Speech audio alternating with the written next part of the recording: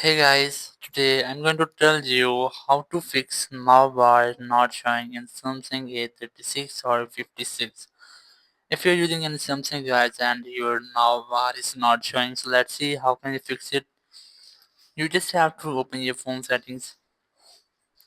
In settings, just scroll down and look for lock screen here. Just open it.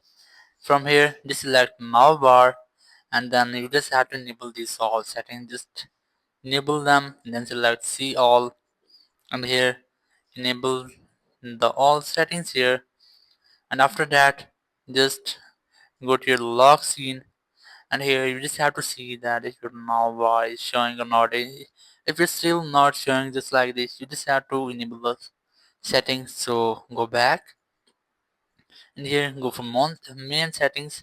From main settings you just have to look for notifications, select it. From here select lock screen notification, then select on. From here, you just have to select show content, and after that, your now are will available on your lock screen just like this.